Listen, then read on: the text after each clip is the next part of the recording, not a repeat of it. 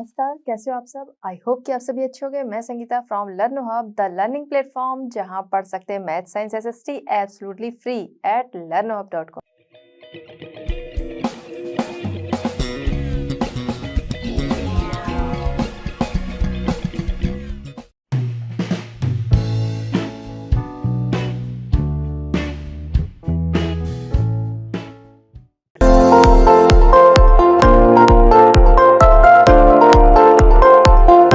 चलिए बच्चों, हमारा आज का चैप्टर स्टार्ट करते हैं। क्वेश्चन नंबर 1 हमारा है आंसर द फॉलोइंग क्वेश्चंस। इसमें फर्स्ट है व्हाट इज प्रेसिपिटेशन। प्रेसिपिटेशन क्या है? तो अगर प्रेसिपिटेशन हम समझना चाहें तो हमारे एटमॉस्फेयर में कुछ मॉइस्चर रहता है। ठीक, हम अभी आगे बात करेंगे वो मॉइस्चर आता कहाँ से है। फिलहाल हमारे एटमॉस्फेयर में कुछ मॉइस्चर होता है, उस मॉइस्चर का नीचे गिरना किसी भी रूप में, चाहे रेनफॉल हो, चाहे स्लिट हो, स्नो हो, हेलस्टोन हो, किसी भी रूप में उसका नीचे गिरना क्या कहलाता है? प्रेसिपिटेशन। ठीक है, when falling of moisture in the form of rainfall, snow, fog, sleet and termed as precipitation. ठीक है, तो किसी भी फॉर्म में गिर रहा है उसे क्या कहते हैं? प्रेसिपिटेशन कहते हैं। नेक्स्ट हम देखते हैं क्वेश्चन नंबर 2। क्वेश्चन नंबर 2 इसी में हमारा है what is water cycle. Water cycle क्या है? तो वाटर का जो फॉर्म होता है, वाटर का बार बार अपने फॉर्म को चेंज करना क्या कहलाता है? Water cycle. सिंपल अगर हम समझें, वाटर का अपने फॉर्म को बार बार चेंज करना क्या कहलाता है? Water cycle. अब अगर जैसे इस पिक्चर के से हम समझना चाहें तो हमारी देखिए रिवर होती है, ओशन होते हैं, जगह जगह तालाब में, गड्ढों में जो भी पानी लगा होता है वो हुआ। ठीक है, लीफ होती हैं, उनमें भी मॉइस्चर होता है। आपने देखा होगा धूप में भी कभी कभी उसके ऊपर देखते होंगे कि परत जो उसकी ऊपरी लेयर होती है उस पर समझ में आता है हाँ इसमें मॉइस्चर है काफ़ी। ठीक है, तो ये सारी जगहों का जब सन की हीट जो पड़ती है तो क्या होता है कि मॉइस्चर जो होता है, मॉइस्चर वाटर कुछ भी कह सकते हैं, वो क्या होता है? ऊपर चला जाता है, वेपर हो जाता है। ठीक है, उसका वेपराइजेशन हो जाता है, भाप बन के वो वाष्प बन के वो ऊपर चला जाता है और वहां जाकर वो क्लाउड का रूप ले लेता है। मतलब एक साथ वो इकट्ठा हो जाता है, कंडेंसेशन उसका हो जाता है और उसके बाद वो क्या होता है? प्रेसिपिटेशन के रूप में वो वापस नीचे आ जाता है। नीचे आता है, लैंड पे आएगा, ओशन में आएगा, रिवर में आएगा, मतलब कहीं भी आके जो बारिश आपकी होती है जैसे कह लीजिए, तो बारिश तो कहीं भी होती है, तो उसका लैंड पर आना जो है, फिर उसके बाद वापस से वो पानी जगह जगह इकट्ठा हो गया। ठीक है, फिर वापस से हीट पड़ी, फिर उसका वेपोराइजेशन हुआ।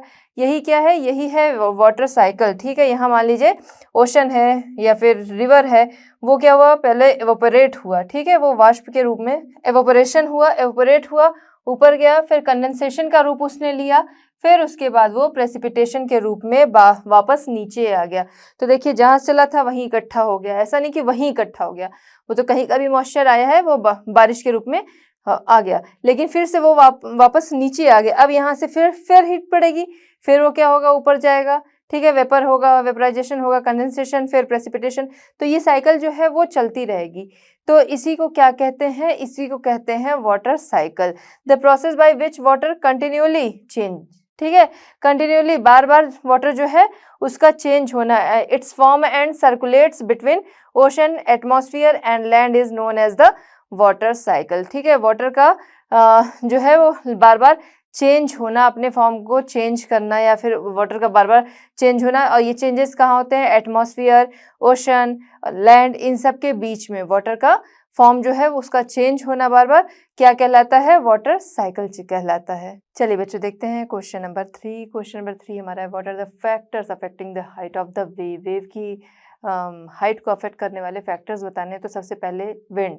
विंड हम देखेंगे कि जब आपने देखा होगा, चाहे चाहे आप गए होगे किसी सी शोर पे या आपने कोई वीडियो देखा होगा कि जब सी वेव्स आती हैं तो क्या होता है, हमें उसकी के साथ साथ बहुत तेज़ी से हवा फील होती है कि ना, विंड जो है वो बहुत तेज़ी से चल रही है। तो विंड जो तेज़ चल रही होती है उसी की वजह से ये वेव्स जो होती हैं वो और ऊंची उठती हैं, और कई बार ये इतनी ऊंची उठती हैं कि बहुत ज़्यादा नुकसान भी हो जाता है। ठीक है, तूफान है उसी में ये वेव्स चल रही हैं, हवाएं जो है बहुत तेज़ी से आई, तो उसकी वजह से वेव्स जो होंगी और ऊंची उठेंगी और आसपास का एरिया जो है वो डिस्ट्रॉयड हो जाएगा, काफ़ी नुकसान होगा। जब ये वेव्स करीब 15 मीटर तक होती हैं, इनकी हाइट करीब 15 मीटर होती है, तो इसे नाम दे दिया जाता है सुनामी। आपने देखा होगा, सुना होगा 2004 में इंडिया में भी सुनामी आई थी जिससे बहुत ज़्यादा नुकसान हुआ, और अब तक की सबसे बड़ी सुनामी जो है नापी गई है वो 150 मीटर तक नापी गई है, जिसकी स्पीड अगर कहें तो वो करीब 700 किलोमीटर तक थी। तो ये वेव्स जो होती हैं जब ये इतनी ऊंची उठती हैं तो इसे सुनामी नाम देते हैं। 15 मीटर या उससे ऊपर जो होती हैं उसे सुनामी नाम देते हैं, जिससे काफ़ी नुकसान भी होता है। इसके अलावा क्या होगा, इसके अलावा अर्थक्वेक, वो भी इनकी हाइट को अफेक्ट करेगा।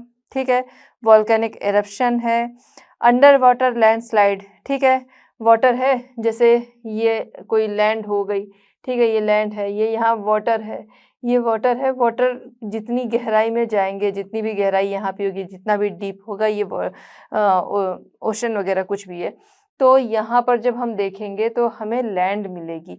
तो अंडर वाटर लैंडस्लाइड होना, ये सारी चीज़ें अफेक्ट करती हैं किसे, वेव्स को।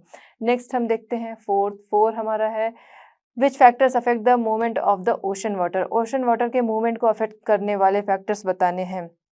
यहाँ टेम्परेचर उसे अफेक्ट करता है। दूसरा हम देखेंगे तो विंड्स, ठीक है, जो ओशन का मूवमेंट है, ओशन की जो गति है उसे अफेक्ट करने के लिए टेम्परेचर, विंड्स। फिर ग्रेविटेशनल पुल किसका, अर्थ, मून, सन, इनका जो ग्रेविटेशनल पुल होता है वो भी इन्हें अफेक्ट करता है। अभी आगे के क्वेश्चन में हम इसे देखेंगे। इसी की वजह से हम देखते हैं टाइड्स वगैरह जो आते हैं इसी वजह से। तो सन, अर्थ एंड मून का gravitational pull and warm and cold current, ठीक है, ठंडी और गर्म जलधाराएं जो होती हैं, वार्म एंड कोल्ड करंट जो होते हैं वो अफेक्ट करते हैं ओशन के मूवमेंट को। ठीक है, ठंडी और गर्म जलधाराएं जहाँ पर मिलती हैं, ठीक, ये जो है हॉट एंड कोल्ड करंट, ये जहाँ पर मिलते हैं वहाँ पर कहते हैं कि फ़िश जो होती हैं वो बहुत ही ज़्यादा मात्रा में पाई जाती हैं, क्योंकि उस जगह पे इनके फूड के लिए एक जो ग्रास चाहिए होती है वो मिलती है। तो ऐसी जगहों पे फ़िश जो होती हैं वो बहुत ज़्यादा पाई जाती हैं। इक्वेटर पे ऐसी इक्वेटर पे अगर हम देखें तो वहाँ की जो करंट होंगी वो क्या होंगी, काफ़ी गर्म होंगी। तो इक्वेटर पे ही इस तरह की गर्म जलधाराएं जो हैं, करंट हैं, वो मिलेंगी।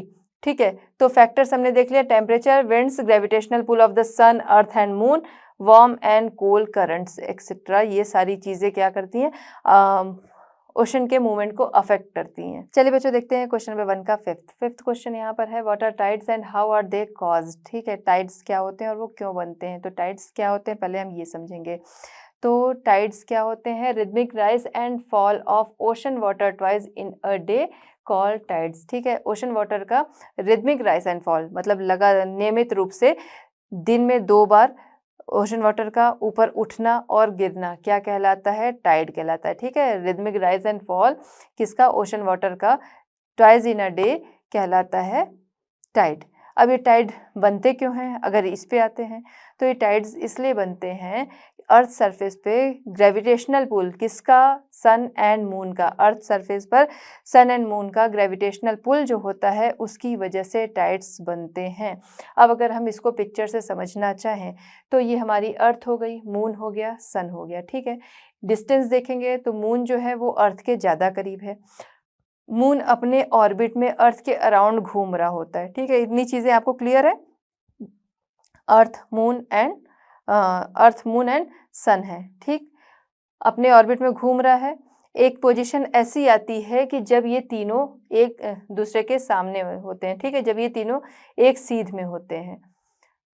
मून है, मून यहाँ से चल रहा है, अब जैसे मून यहाँ पर है, यहाँ से ग्रेविटेशनल फोर्स जब लग रहा है तो क्या हो रहा है, इस समय में जो बनते हैं उसे हम नीप टाइड कहते हैं। ठीक, अब ये मून जो है अर्थ के अराउंड घूम रहा है, जब वो इस पोजीशन पे आएगा, इस पोजीशन पे आ गया, यानी ये तीनों एक सीध में आ गए जैसा कि यहाँ पिक्चर में, तो इसे हम कहते हैं स्प्रिंग टाइड। इस समय में जो टाइड्स होते हैं वो बहुत ही हाई होते हैं, बहुत हाई टाइड्स इस टाइम में आते हैं। फिर क्या होता है, ये फिर से मून जो है अब घूमते हुए यहाँ पहुँचेगा, जब वो यहाँ पहुँचेगा तो फिर से नीप टाइड हो जाएगा। ठीक है, इस समय के जो टाइड्स होते हैं वो उतने ऊंचे नहीं होते हैं। ठीक, फिर उसके बाद ये घूम के फिर वापस इस जगह पहुंचा। अब इस पोजीशन में भी क्या है, ये तीनों एक दूसरे के सामने हैं, आमने सामने हैं, तो इस टाइम में भी क्या बनते हैं, स्प्रिंग टाइड्स बनते हैं। ठीक है, रीज़न हमने जान लिया कि किस वजह से, सन एंड मून का अर्थ सरफेस पे ग्रेविटेशनल पुल जो होता है उसकी वजह से टाइड्स बनते हैं। अब ये टाइड्स जो हैं नीप टाइड कब बनते हैं, स्प्रिंग टाइड कब बनते हैं, ये हमने जान लिया। स्प्रिंग टाइड अमावस्या एंड पूर्णिमा के दिन बनते हैं, जब new moon and full moon, new moon जब अमावस्या होती है, फुल मून जब पूर्णिमा होती है, इस टाइम में होता है हमारा फुल मून। ठीक है, तो उस टाइम में क्या बनते हैं, स्प्रिंग टाइड्स बनते हैं।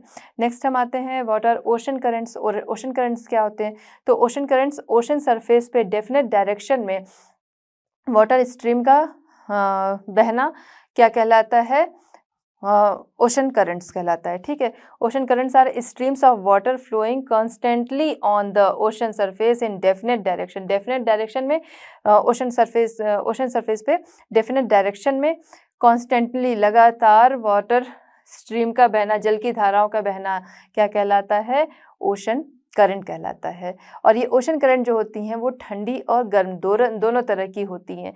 जहाँ पर ये दोनों मिलती हैं, ठंडी और गर्म जलधाराएं, या फिर कह सकते हैं कोल्ड एंड हॉट जो ओशन करंट होती हैं, वो जहाँ पर मिलती हैं तो उस जगह पर क्या होता है, उस जगह पर फिश कहते हैं बहुत ज़्यादा पाई जाती हैं।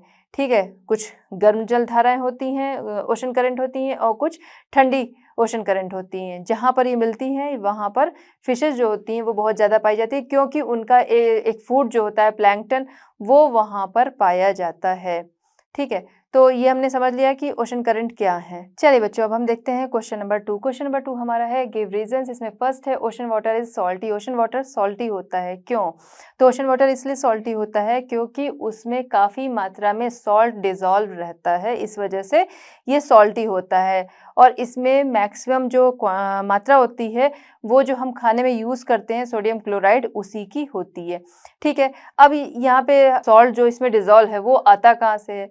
बारिश के साथ आता है? नहीं, बारिश के साथ नहीं आता, ना कोई उसे ट्रक से लाके वहाँ डालता है। वो जो रॉक्स होती हैं, बारिश का पानी है, या नदियाँ जो चट्टानों को काटते हुए आती हैं, ठीक है, तो उसके साथ वो रॉक्स जो होती हैं, चट्टानें, वो टूट टूट कर आती हैं। तो उसमें जो सॉल्ट होता है वो जब चट्टानें आती हैं पानी के साथ, वो उसमें डिज़ोल्व हो जाता है। इसीलिए ओशन वाटर जो होता है वो क्या होता है, वो सॉल्टी होता है, क्योंकि वो चट्टानें जो होती हैं उसमें जो सोडियम क्लोराइड जो सॉल्ट है वो पानी में आता है और वो वहाँ पर डिज़ोल्व हो जाता है। इसीलिए ओशन वाटर क्या होता है, सॉल्टी होता है। ठीक, नेक्स्ट हम देखते हैं the quality of water is deterioration. तो वाटर की क्वालिटी जो है वो गिरती जा रही है, या फिर उसका ह्रास हो रहा है, या डेटेरिएशन उसका हो रहा है, क्यों हो रहा है? तो अगर हम ये देखें तो उसका मेन रीज़न क्या है, मनुष्य ही है। मनुष्य जाता है एग्रीकल्चर में क्या है, पेस्टिसाइड्स वगैरह का यूज़ होता है, ठीक है, फर्टिलाइजर्स का यूज़ होता है, वो पानी के साथ बह जाता है और नदियों में मिलता है। वो मिट्टी को भी नुकसान पहुंचाता है और उसकी वजह से पानी जो है उसका ह्रास हो रहा है, ठीक है, वाटर डेटेरिएशन हो रहा है। फिर उसके बाद हम देखते हैं कि केमिकल्स वगैरह जो यूज़ हो रहे हैं, उसके अलावा जो इंडस्ट्रीज़ होती हैं वहाँ से जो वेस्टेज वाटर निकलता है उसे क्या किया जाता है, उसे क्लीन नहीं किया जाता है, उसे डायरेक्ट ही नदियों में छोड़ दिया जाता है, ठीक है, सी में, रिवर्स में उसे छोड़ दिया जाता है। अब अगर उसे क्लीन किया जाए तो वो क्या होगा कि उसका वेस्टेज जो है, केमिकल्स जो है, बहुत सारे इक्विपमेंट्स होते हैं कि वो चीज़ें जो हैं वो अलग हो जाएंगी और वाटर जो होगा वो सीधे जाएगा, तो उससे वाटर डेटेरिएशन जो है वो नहीं होगा। लेकिन इंडस्ट्रीज़ के जो वेस्टेज वाटर होता है उसे डायरेक्ट छोड़ दिया जाता है, उसमें बहुत सारा कचरा होता है, वेस्ट होता है, कांच वगैरह भी होते हैं, बहुत सारा मतलब वेस्टेज उसमें होता है, केमिकल्स होता है, वो पानी ऊपर से गर्म होता है, ठीक है, तरह तरह से वो यूज़ हुआ है, वो गर्म पानी है, तो वो गर्म पानी जाता है, रिवर्स के साथ मिलता है, तो वो क्या करता है, वो उसे नुकसान पहुंचाता है। तो ये सारे रीजंस हैं वाटर डिटेरिएशन के, कि केमिकल्स का यूज़ हो गया, फैक्ट्रीज वगैरह से, इंडस्ट्रीज से जो निकला हुआ वेस्ट वाटर होता है, वो घरों से निकला हुआ वेस्ट वाटर है, वो एनिमल्स वगैरह को ले जाते हैं लोग, नहलाते हैं, तो वो इन वजह से क्या होता है, वाटर डिटेरिएशन होता है। तो वाटर की जो क्वालिटी होती है वो दिन पर दिन गिरती जा रही है। चलिए बच्चों, देखते हैं क्वेश्चन नंबर 3। क्वेश्चन नंबर 3 हमारा है take the correct answer. Correct answer पर टिक करना है। इसमें फर्स्ट है the process by which water continuously change its form and circulates between ocean, atmosphere and land. ठीक है, वाटर फॉर्म का कंटिन्यूअली चेंज होना किसके बीच में? एटमॉस्फेयर, लैंड एंड ओशन के बीच में वाटर फॉर्म का कंटिन्यूअली चेंज होना क्या कहलाता है? Water cycle, tides and ocean currents. इस पे हमने बात की थी कि वाटर फॉर्म का चेंज होना कंटिन्यूअली क्या कहलाता है। तो उसमें हमने देखा था वो चाहे किसी उसके फॉर्म्स जो थे क्या था, रेनफॉल था, स्नो था, हेलस्टोन था ना, तरह तरह के फॉर्म में उसका चेंज होना क्या कहलाता है? Water cycle. उसी में हमने देखा था कि वो अलग अलग फॉर्म में वाटर जो है वो चेंज होता है। नेक्स्ट है सेकंड यहाँ पर, generally the warm ocean currents originate near. Warm ocean current किसके नियर ओरिजिनेट होते हैं? Poles, equator and none of the. तो पोल्स एंड इक्वेटर में अगर हम देखें तो पोल्स वहाँ पर सनरेज जो होती है नहीं पहुँचती हैं, इक्वेटर पे सनरेज जो होती हैं बहुत अच्छे से पहुँचती हैं, तो यानी कि इक्वेटर पर। ठीक है, तो यहाँ पर हम देख रहे हैं जो राइट आंसर होगा वो क्या होगा? Option B, equator. क्यों? क्योंकि सनरेज जो होती हैं वो पूरी तरह से कहाँ पर आती हैं? इक्वेटर पे ही आती हैं, तो वहीं पर वार्म वाटर हमें मिलेगा। नेक्स्ट हम देखते हैं third, the rhythmic rise and fall of ocean water twice in a day is called. Rhythmic rise and fall ocean water का ट्वाइस इन अ डे क्या कहलाता है? Tide, ocean current and wave. इस पे भी हमने बात की थी कि टाइड में ऐसा होता है कि rhythmic rise and fall of ocean water twice in a day. ठीक है, तो ये क्या हो गया? टाइड हो गया। आई होप कि आपको समझ में आ गया होगा सारे के आंसर जो है अच्छे से। चलिए बच्चों देखते हैं क्वेश्चन नंबर 4। क्वेश्चन नंबर 4 हमारा है कैस्पियन सी, टाइड, सुनामी, ओशन करंट्स। ठीक है, अदर साइड पे क्या है? Largest lake, periodic rise and fall of water, strong seismic waves, streams of water moving along definite paths, water cycle. ठीक है, अब हम इसको देखेंगे। सबसे पहले क्या है? ओशन करंट्स है। ओशन करंट को अगर हम देखेंगे, पहले तो कैस्पियन सी है पर हम यहाँ से चलेंगे क्योंकि जब हमने पढ़ा सबसे पहले मैच क्या किया? ओशन करंट हमने देखा था। ओशन करंट क्या था कि stream of water moving along definite path. ठीक है, तो फोर्थ को हम लोग डी से मैच करा देंगे क्योंकि डेफिनेट पाथ में वाटर स्ट्रीम्स जो हैं उनकी मूविंग, ठीक है, जल की जो धाराएं हैं वाटर स्ट्रीम्स उनका मूव होना एक डेफिनेट पाथ में क्या कहलाता है? ओशन करंट कहलाता है। ये हमने पढ़ा था। नेक्स्ट था सुनामी। सुनामी क्या था? ऊंची ऊंची वेव्स थी, ठीक है, जो बहुत ज्यादा ऊंची वेव्स थी वो क्या थी? सुनामी थी। स्ट्रॉन्ग सिज्मिक वेव क्या हो गई? वो हो गई हमारी सुनामी। तो थर्ड को हमने सी से मैच करा दिया। फिर आता है क्या? आता है टाइड। टाइड को किससे मैच कराएंगे? तो अगर हम यहाँ देख रहे हैं periodic rise and fall of water, ये था periodic rise and fall of water, ये क्या था? ये था टाइड। इसके बारे में भी हमने डिस्कस किया था।